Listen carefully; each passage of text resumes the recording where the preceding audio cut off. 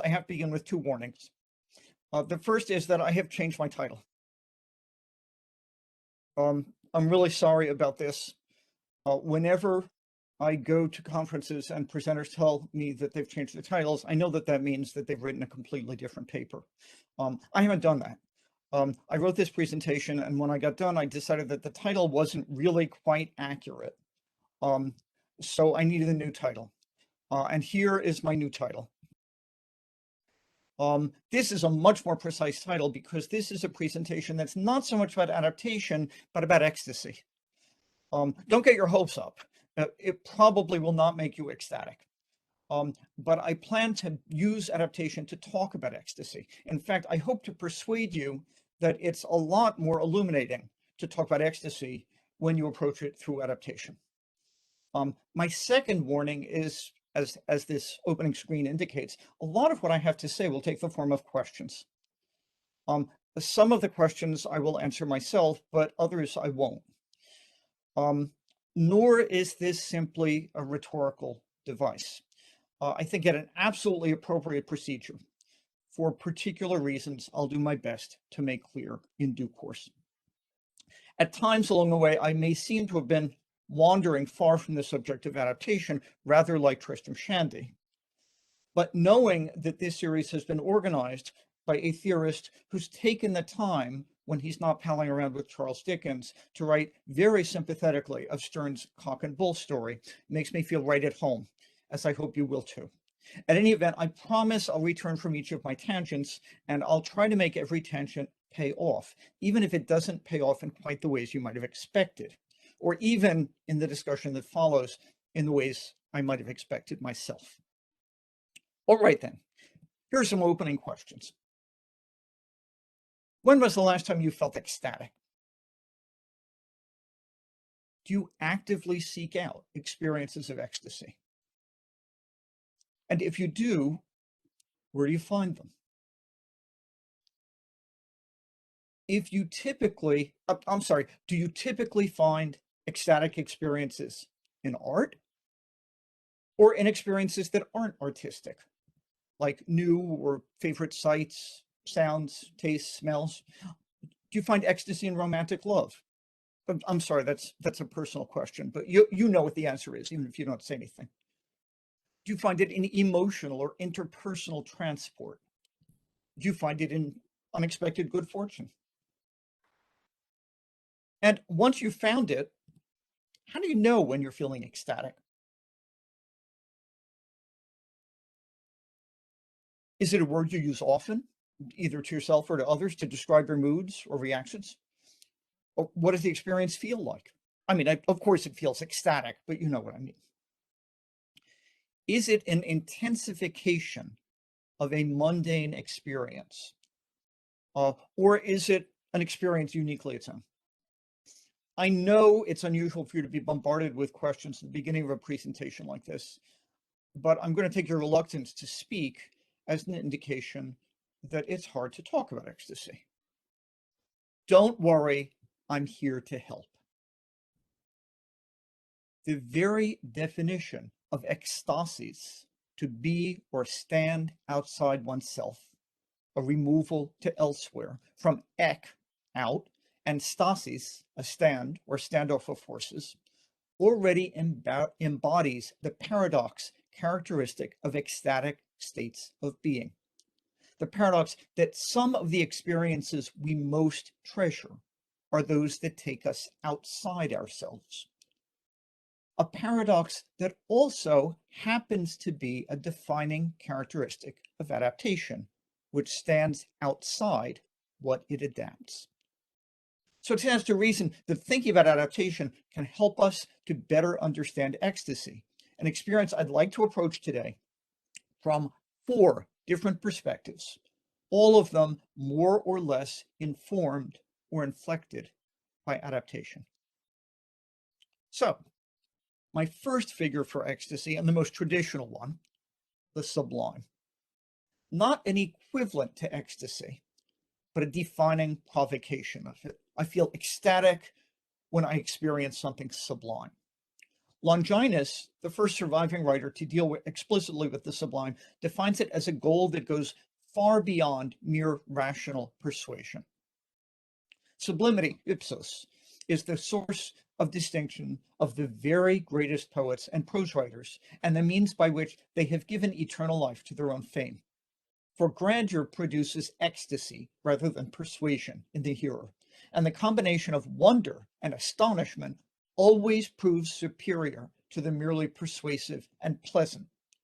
That is because persuasion is on the whole something we can control, whereas astonishment and wonder exert invincible power and force and get the better of every hearer. Two things I particularly love about this passage from On the Sublime. One of them is, it may not have been written by Longinus. There's vigorous debate over exactly who wrote this passage, who wrote On the Sublime generally. The other is, if you think rational persuasion is stronger than ecstasy, that is stronger than this appeal to wonder and astonishment, I have two words for you: Donald Trump. Discussions of the sublime fall out of fashion with the rise of Christianity, which naturally emphasizes religious elevation over aesthetic ecstasy, but reserving ecstasy for the saints' divine visitations. But they return in the 17th century with Nicolas Boileau-Ducrot and flower in the Enlightenment writers who follow. A certain number of English writers seem to have discovered the sublime while crossing the Alps. For as the English poet and playwright Joseph Addison says, the Alps fill the mind with an agreeable kind of horror. For Edmund Burke, the beautiful and the sublime, which he describes as rapturously terrifying, are mutually exclusive. An idea developed in Friedrich Schiller's essay On the Sublime. This is a long quotation, but it's worth lingering over. The feeling of the sublime is a mixed feeling. It is a combination of melancholy, which at its utmost is manifested in a shudder, and of joyousness, which can mount to rapture. And even if it is not actually pleasure, is far preferred by refined souls to all pleasure. Since it is absolutely impossible for the very same object to be related to us in two different ways, it therefore follows that we ourselves are related to the object in two different ways. Furthermore, two opposed natures must be united in us, each of which is interested in diametrically opposed ways in the perception of the object. Sublime objects reveal that your self, which you think so wondrously integrated, is in fact multiple selves. You probably don't think very often about the sublime these days, but that doesn't mean that nobody else is doing so. I recall especially Roland Barthes' influential distinction between plaisir, what we might call ordinary pleasure, and jouissance, a transgressive quasi-orgasmic bliss that's more or less involuntary. If your teacher says, I really liked what you wrote, that's plaisir. But if your teacher says, I was swept off my feet, that's jouissance, or perhaps a lying teacher. Jouissance is not necessarily an experience of unmixed pleasure, very much like our reaction to the sublime. So, you find yourself seeking out experiences of the sublime. If so, where do you find them? In literature, in performance, in music, in the visual arts, in contemplating scenic vistas like Bora Bora, the Grand Canyon, or the Matterhorn? What do experiences of the sublime have in common? What do the experiences or tableaus that stimulate them have in common? Two ways that people often talk about these vistas are that they are breathtaking or heart-stopping. Think about this for a minute. Is it really such a great feeling to have your breath taken away or your heart stopped? One might think you would rather find these vistas heart-priming, though nobody ever talks of them this way, or inspiring, because then, etymologically speaking, they would breathe into you, like the muses who inspired the ancient poets. Of course, it's possible, though not very logical, that they're both inspiring and breathtaking. They fill you with breath and they take your breath away at the same time. But it's also possible that we like experiences of the sublime because they imperil our metabolism. Another thing people often say about sublime experiences is that they find them transporting. When the sublime transports you, where do you go? Is there a zone of sublimity? Does the experience transport you to a destination or just away from yourself? If you think that experiencing the sublime makes you feel beside yourself, then you're following in a long and illustrious tradition, and also testifying to the intimate connection between terror and the sublime, two experiences that make people feel beside themselves. As I said a minute ago, I suspect that sublimity is something most of you really talk about, even though one of the adjectives most frequently bandied about in popular culture, "That's awesome," carries a strong suggestion of the sublime. Even if you don't find the sublime as congenial a term as the awesome, however, I'd like to think that you take pleasure in certain artistic experiences. If you don't, you're probably prepping for the wrong line of work. And perhaps you may have reflected on these experiences along the lines that Susan Sontag once suggested. In place of a hermeneutics, we need an erotics of art. Would it be helpful to have a systematic erotics of art? Or are different experiences of art more like different flavors of ice cream, which you can like or dislike or sort of like without appealing to an erotics of ice cream? Would you find the prospect of a systematic erotics of art helpful or threatening? You know, like a manual of sex practices and positions, or both at once. If you have trouble answering questions like these, and I can see from the chat that you do not care to get involved with them, then it might be helpful to add adaptation to the mix. Adaptation scholars have considered the impact of adaptation on both the texts they adapt and their audiences. How does adaptation transport the texts it adapts? Assuming that transport is really the best word here. It may well be that if we keep the definition of adaptation as concrete as possible, changing familiar texts to suit new media, new audiences, new times or places, just as translations transport texts to new languages. So how do adaptations or adaptation transport us? Again, you may wonder, is transport really the best word here? Do adaptations move you to a different place?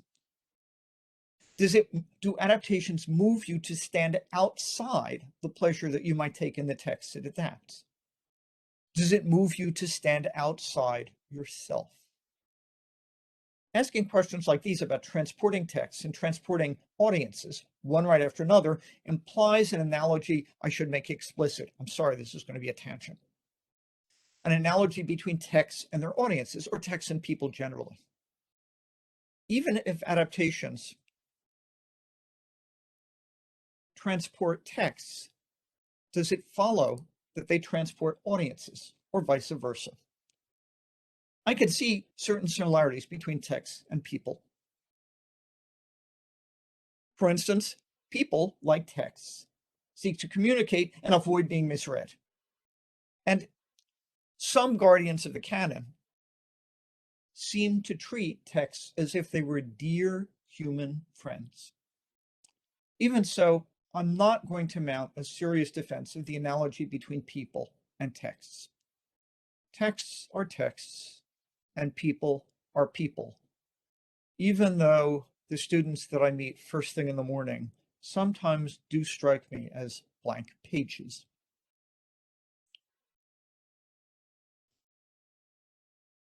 The analogy I press more seriously is not between texts and people, but between the processes by which texts and people adapt or are adapted. Processes that I've argued elsewhere are remarkably similar and mutually illuminating. So, How much transformative pleasure is it reasonable to expect or demand that an adaptation give you? Is that pleasure more likely to take the form of Barthes' jouissance or his plaisir? Does adaptation give us so much pleasure or such intense pleasure that we're ecstatic outside ourselves or not truly ourselves? Transported, as Sebastian is suggesting, to different realms or different times. When was the last time an adaptation made you feel ecstatic?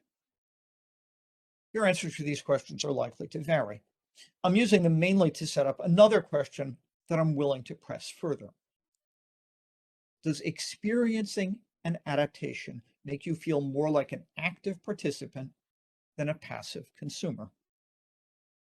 Theorists like Giovanna Flynn and Kyle Meikle are very much in favor of this proposition.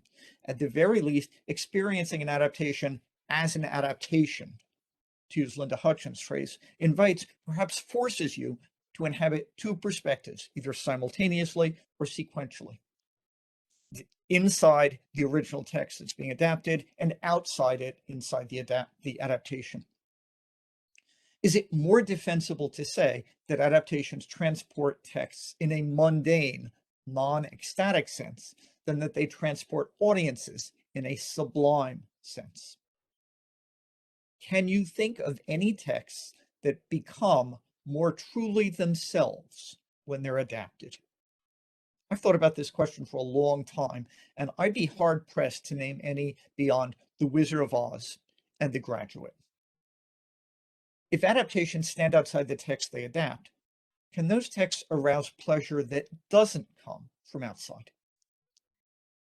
What does adaptation reveal about the relations between standing inside and standing outside texts and selves? What does it reveal about the strengths and limitations of the homologies between texts and selves? What does it reveal about the relations between stands and standoffs? Are all apparently enduring stands outside a text actually contingent standoffs that will last for only a brief time before they're gone like fireworks? Your silence on these questions suggests that this might be a good time to shift to a second figure for ecstasy, one that you may be a little more familiar with: drug addiction. A figure encapsulated in the compound MDMA, commonly called, of course, ecstasy, a psychoactive drug that increases energy, empathy, and pleasure. More specifically, relaxation, reduced anxiety, disinhibition, euphoria, inner peace,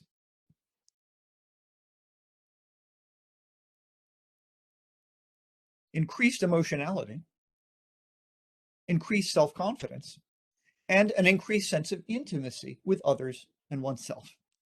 This is a list I had to compile from Wikipedia because I have never taken ecstasy myself. That fraught silence that you heard was me not asking if you've ever taken it. I'm proud to announce that both the German language Wikipedia entry on MDMA and the English language entry are so detailed, wide-ranging, and exhaustively documented that despite all of their chemical jargon, I consider them a labor of love. At first glance, these reactions, especially the last of them, emotional intimacy with other people and yourself, might not sound consistent with standing outside yourself. But very few people think that their friends who are taking ecstasy are displaying their truest selves, unless, of course, the observers are taking ecstasy along with them, as observers are often doing at raves. Maybe observers isn't the best word here. Where music underlines the drug's sensations and bonds users together. I read somewhere that 60% of habitual users of ecstasy experience withdrawal symptoms when they try to cut it out. So I assume that ecstasy, like many other recreational drugs, is addictive. But since I'm not entirely comfortable talking autobiographically about what it feels like to take drugs like ecstasy, let me call on some proof texts courtesy of Darren Aronofsky, the cinema's poet of addiction, whose films, as Talia Lane points out, are marked by his constant interest in severely obsessive characters. Aronofsky's most unblinkered portrait of addiction is his second film, Requiem for a Dream, an adaptation of Hubert Selby Jr.'s novel, which focuses unblinkingly on the experience of what it's like to be clinically addicted and feel that you're not truly yourself unless you're high. Whether you're addicted to heroin, like Harry, Marion, and Tyrone, the characters played by Jared Leto, Jennifer Connelly, and Marlon Wayans, or addicted to diet pills, like Sarah, the aging mother, played by Ellen Burstyn. As Sarah protests to Harry after her grinding teeth make him realize that she's taking uppers, I like the way I feel. In an interview, Aronofsky said, Requiem for a Dream is not about heroin or about drugs. The Harry, Tyrone, Marion story is a very traditional heroin story. But putting it side by side with the Sarah story, we suddenly say, oh my God, what is a drug? The idea that the same inner monologue goes through a person's head when they're trying to quit drugs, as with cigarettes, as when they're trying to not eat food so they can lose 20 pounds, that's what Sarah's doing, was really fascinating to me. I thought it was an idea that we hadn't seen on film, and I wanted to bring it up on the screen. The clinical portrait of addiction Aronofsky presents in Requiem for a Dream informs all his other best-known films. Pi, his first film, and the first commercial feature to be downloadable from the internet, explores what it's like to pursue mathematics, a vocation that's historically rewarded addictive and often paranoid personalities. The Wrestler shows what it's like to turn your performance as a professional wrestler into a decidedly non-ecstatic physical addiction. In the words of Nicolas Cage, who was originally cast in the role ultimately played by Mickey Rourke, I resigned from the movie because I didn't think I had enough time to achieve the look of the wrestler who was on steroids, which I would never do.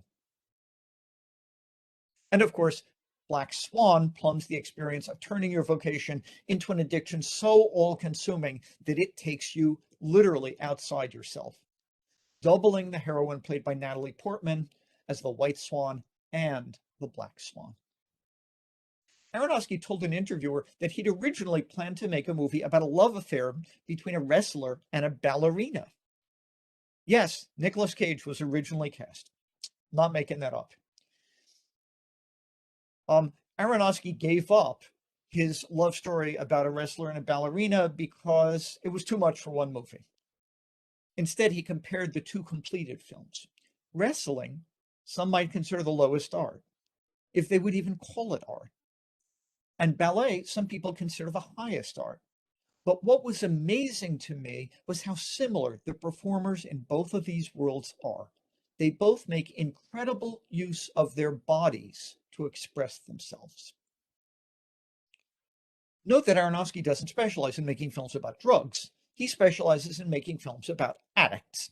And what he has to say about addiction is that it's exhausting, often dehumanizing, and sometimes fatal, but also that it's ecstatic, at least for the brief periods addicts prize so much that they're willing to sacrifice everything for them. What happens when we add adaptation to this mix? The question isn't whether these films are adaptations. Requiem for a Dream certainly is, the others aren't. But rather how their characters adapt, generally in self-destructive ways, by submitting to their addictions, and how their audiences are invited to adapt in absorbing and making use of them. As to the question of how Aronofsky's characters adapt, we see over and over again that addiction, an ecstatically successful short-term activity, is disastrously self-destructive in the long term, no matter how wholesome its original goal may be, mathematics, ballet. Aronofsky's addicts are more likely to suffer from obsessive compulsive disorder than from drugs.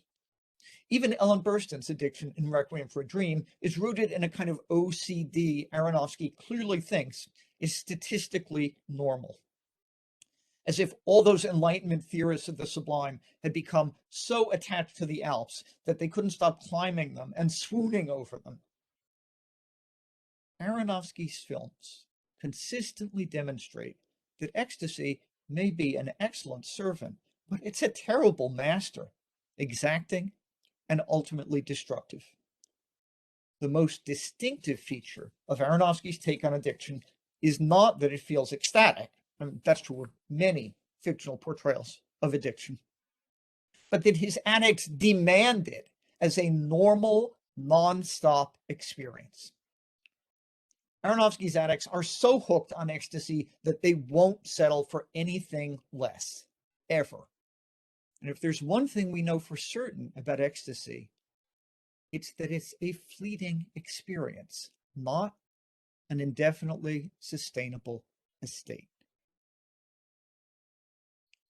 As to the question of how Aronofsky invites his audiences to adapt, consider Tara Lane's observation that audiences' experience of them, which is radically phatic, even haptic, rather than simply analytical or hermeneutical, makes audiences willy-nilly active adapters of them. In the cinematic experience, she says, the spectators seem to identify with the process of making, for lack of a better word, thereby imagining the filmmaker when they search for particular aesthetic clues. In other words, we do not merely desire the author, we desire the authorial practice of making as well. This addiction to the authorial practice, an adaptive practice that masks itself as an interpretive practice, is typical, I'd argue, not only of Aronofsky's audiences, but of many other audiences as well.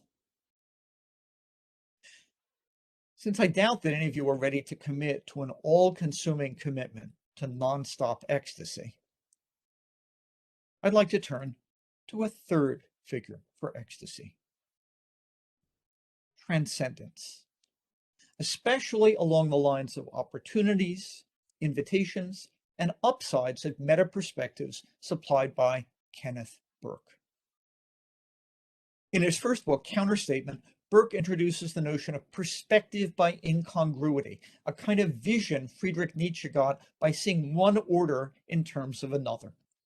In Permanence and Change, Burke proposes more generally that Henri Bergson's metaphors provide a perspective by incongruity that appeals to us by exemplifying relationships which our customary rational vocabulary has ignored, shattering the vessels of traditional wisdom in a quest for a newer, deeper wisdom. In other words, when you're inside the bubble, you can't see the bubble truly. You need to get a perspective by incongruity that takes you outside the bubble so that you can now appreciate it.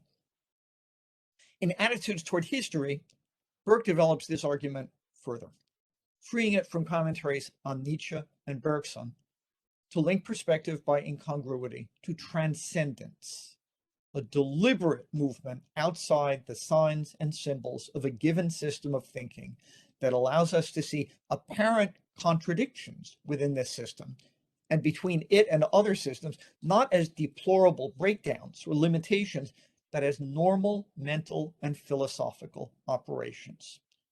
Systems have contradictions. Appreciate them, manage them, deal with them.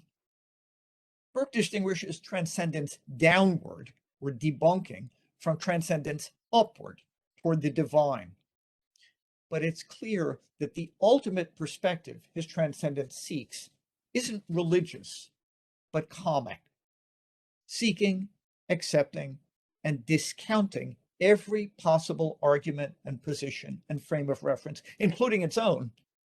That's how it avoids the addiction to ecstasy that destroys Aronofsky's characters. But I'll let Burke speak for himself. A comic frame of acceptance, but carries to completion the translative act. It considers human life as a project in composition, where the poet works with the materials of social relations. Composition translation, also revision, hence offering maximum opportunity for the resources of criticism. Or as Burke puts it more epigrammatically, whatever poetry may be, criticism had best be comic. From Burke's perspective, critical thinking is meta-thinking.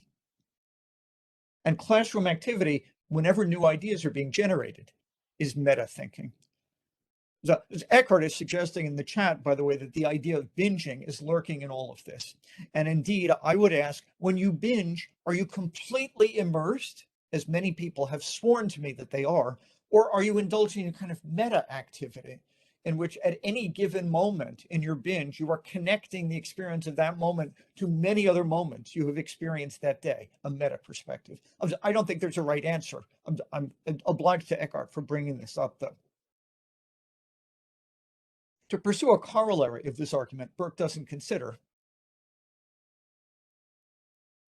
adaptations are metatexts. Adaptation is an activity that encourages meta perspectives. And adaptation may well be a meta discipline rather than a discipline parallel to literary or media studies. Of course, just because a perspective is meta doesn't necessarily mean it's ecstatic. There are limitations, fears, and downsides of meta perspectives. For instance, the wearisome annoyance of the miniseries The Flight Attendant, which my daughter assured me only yesterday she loved, but I hated, which is fashionably, even relentlessly, but not very interestingly, meta. Most obviously in its heroine's many extended posthumous conversations with the man she's suspected of having murdered. Some people reject meta perspectives as merely trendy or driven by a lack of insight or imagination. Others suspect that meta perspectives distract attention from where it rightfully belongs, on the story, for instance, or perhaps on authorized readings of canonical texts. As the student who evaluated one of my courses long ago said, too meta.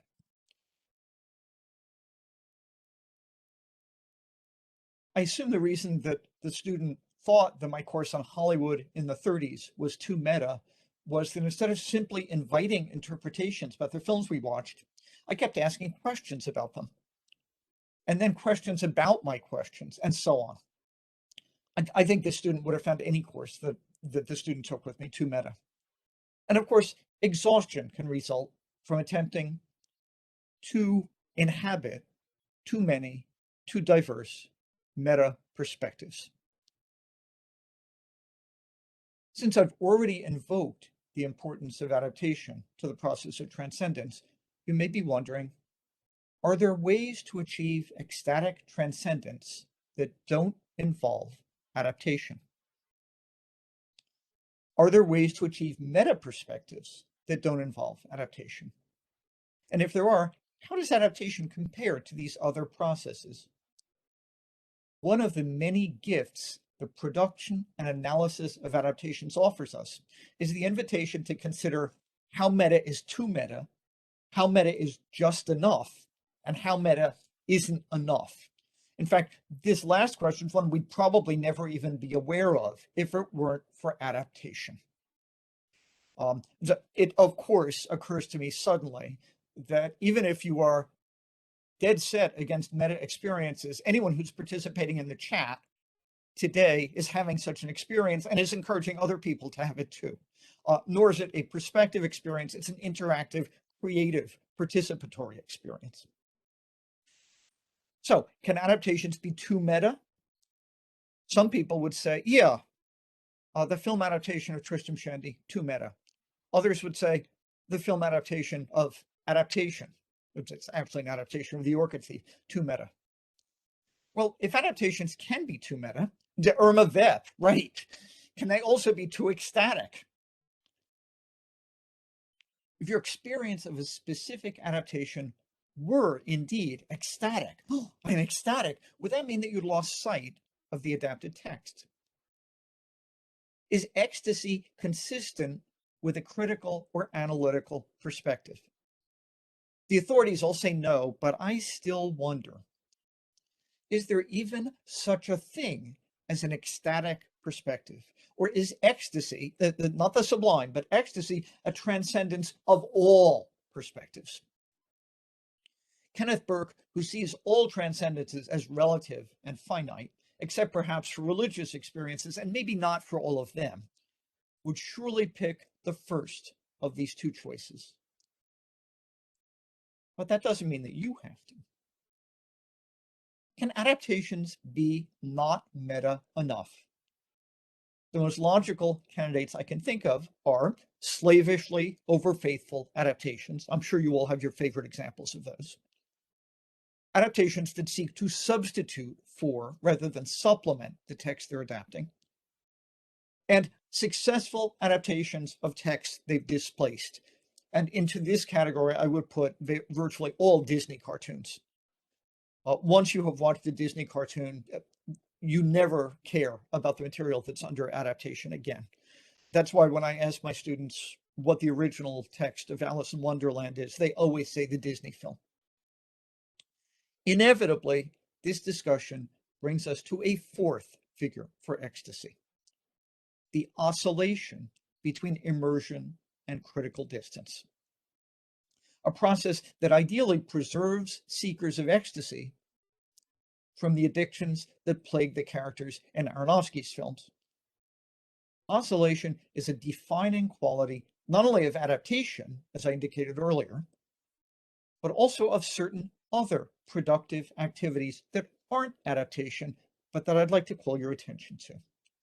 One of these activities involves, in particular, academic citation, and in general, every writer's influence by earlier writers, a subject the novelist Jonathan Lethem has tackled in the aptly titled essay, The Ecstasy of Influence, a Plagiarism. For Lethem, influence, which involves both a passive submission to one's models and an active absorption of them, is impossible for the legal system of copyright to regulate. Yeah, I've taught that essay too, Colleen. As he says, any text is woven entirely with citations, references, echoes, cultural languages, which cut across it through and through in a vast stereophony. The citations that go to make up a text are anonymous, untraceable, and yet already read. They are quotations without inverted commas. The kernel, the soul, let us go further and say the substance, the bulk, and actual and valuable material of all human utterances is plagiarism. As the confessional notes Lethem appended to his essay make clear, it's not exactly Lethem who's saying this. The first two sentences here are his, but not the third, which, like so much of the essay, is cribbed. This time from a letter Mark Twain wrote to console his friend Helen Keller, who, believe it or not, was frequently accused of plagiarism.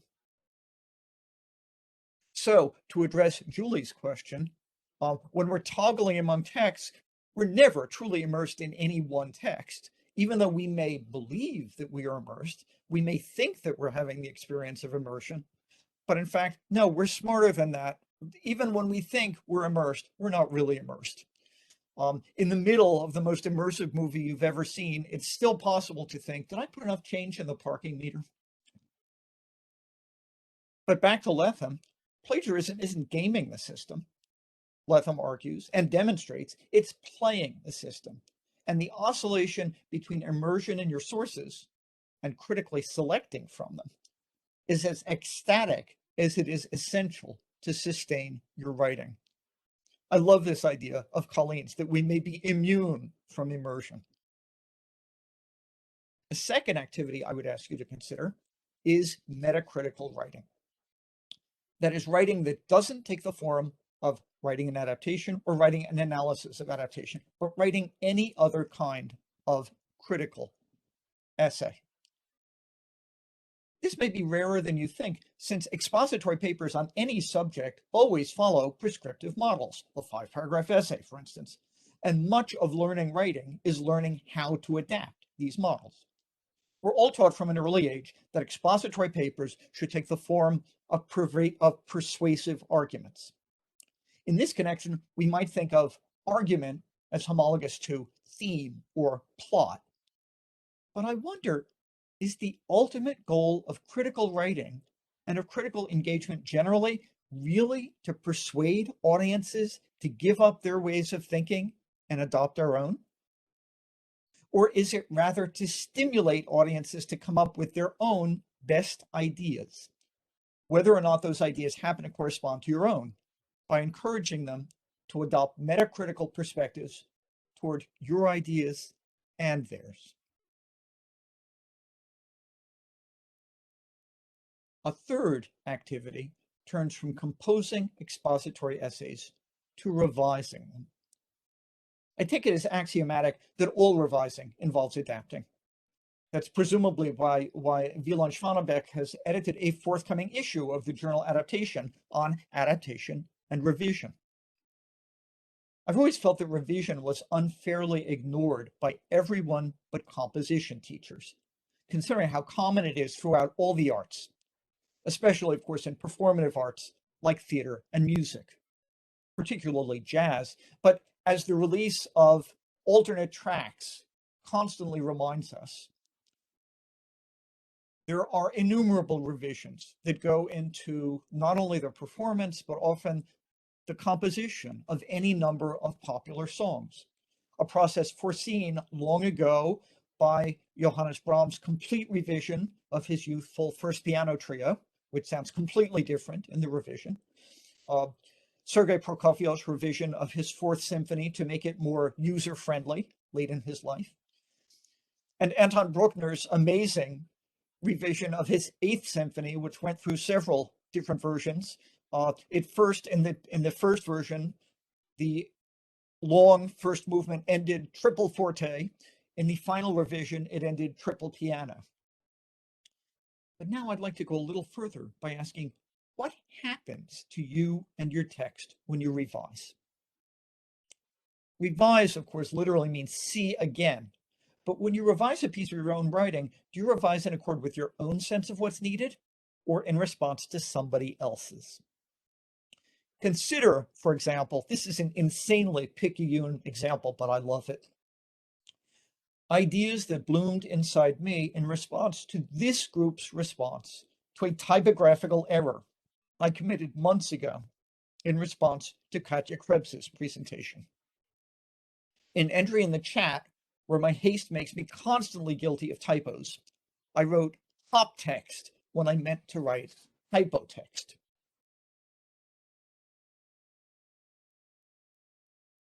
Naturally, Jacqueline Berner immediately proposed hip-hop text, one that omits important elements and thus isn't quite the full hop text, or a text full of interpretations and analyses, at least. And Rasmus Hack added that what a hop test was not a scientific source, however. This exchange left me wondering, is there such a thing as a text that's not a hypotext, or a hypertext, or even a hop text, a text that's nothing but a text? Of course, I'm not lucky enough to be prompted by such a provocative chorus when I'm writing on my own. But all expository or persuasive writing invites us, perhaps requires us, to put ourselves as writers frequently aside so that we can ask how we're coming across to readers. Revising in particular requires you to split yourself into at least two parts: a writer and a reader.